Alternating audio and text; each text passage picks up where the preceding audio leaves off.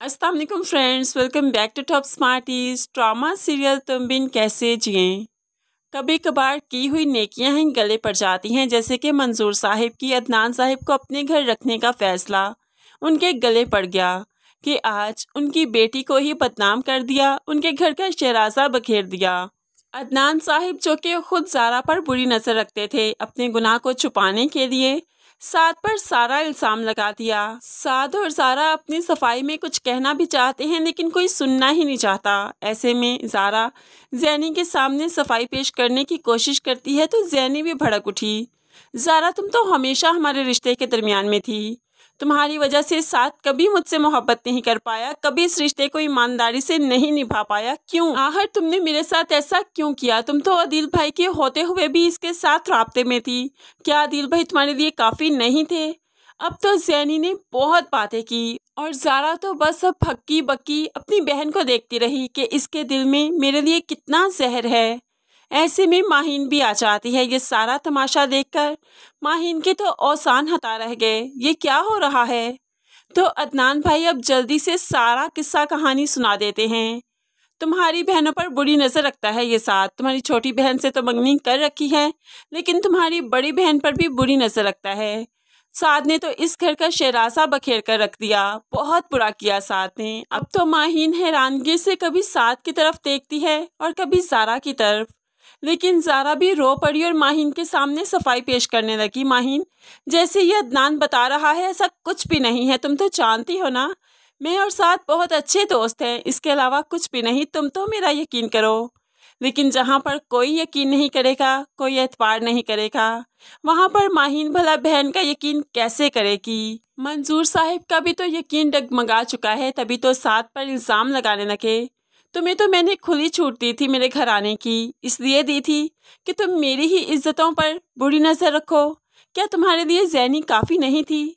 साथ यकीन दिलवाने की कोशिश करता है कि मैं सिर्फ ज़ैनी को चाहता हूँ, उसी से मोहब्बत करता हूँ। अब यकीन मानिए, ज़ैनी के अलावा मेरे दिल में और किसी का वो मकाम नहीं जो कि ज़ैनी का है। लेकिन आज तो सरवत बेगम भी चीख उठी। बस करो साद, कितना झूठ बोलोगे? तुम्हारी वजह से बरसों पुराने रिश्तों की मौत हुई है, तुमने यकीन तोड़ा है हमारा। अब तो ज़ैनी भी रोते हुए अपने कमरे में आ जाती है, लेकिन ज़ैनी ने शायद अभी तक अपना मोबाइल नहीं देखा जिसमें साद ने उसे मैसेज किया था कि बाहर आओ, मैं आया हूँ, तुमसे बात करना चाहता हूँ।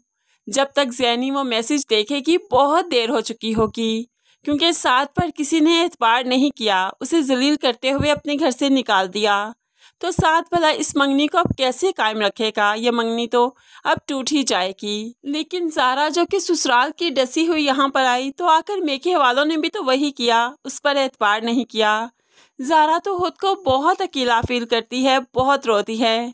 लेकिन अब जाकर मंजूर साहिब ने भी अपना फैसला सुना दिया कि वो साद से ज़ैनी की नहीं ज़ारा की शादी करेंगे। ज़ारा तो तड़प उठती है, बाबा ऐसी कोई बात नहीं, साद को मैंने कभी उस नज़र से नहीं देखा, वो सिर्फ मेरा दोस्त है। लेकिन यहाँ पर बाप हुक्मन कह देता है, तुम्हारा निकाह आज ही होगा ज़ारा, और उसके बाद तुम मेरी दहलीज पर कभी कदम नहीं रखोगी। ये कहते हुए बाप तो ज़ारा को ठुकरा कर यहाँ से चला गया, लेकिन बेचारी ज़ारा यहीं पर ज़ारों कतार रोती रही। क्या हर कैसे यकीन दिलवाए? पहले ससुराल वालों ने बेयकीन कर दिया और आज मेके वालों ने भी। लेकिन साद का साथ अब ज़ारा के साथ ही लिखा जाएगा। साद और ज़ारा अपनी नई ज़िंदगी का आगाज़ करेंगे, जहाँ पर ज़ारा अपने मेके वालों के बगैर बहुत तड़पेगी, बहुत रोएगी, अल्लाह पाक से दुआएं करेगी कि उसने जो गुनाह किए ही नहीं, उन गुनाहों की सज़ा उसे क्यों मिल रही है। ऐसे में अल्लाह भी अपने नेक बंदों का साथ ज़रूर देता है। आखिरकार ज़ारा की सच्चाई सबके सामने आ जाएगी। मिरहा जो अपने ही आप में काफ़ी शर्मिंदा है, तो वो सबको बताएगी कि माँ हमने ज़ारा के साथ गलत किया था, और फिर जाकर अदनान साहिब की भी सच्चाई सबके सामने आएगी कि उसने बेजा इल्ज़ाम लगाए थे साद पर और ज़ारा पर, क्योंकि ज़ारा के घर से जाने के बाद अब वो बुरी नज़र रखेगा ज़ैनी पर, जिसकी वजह से सबको मालूम पड़ जाएगा कि असल मुजरिम अदनान था, साद नहीं। इस तरह से साद और ज़ारा बेगुनाह साबित हो जाएंगे। लेकिन ज़ैनी के हाथ सवाए पछतावे के, सवाए आंसुओं के कुछ नहीं आएगा, क्योंकि उसने साद जैसे मुखलिस इंसान को अपने ही हाथों खुद ही गवा दिया।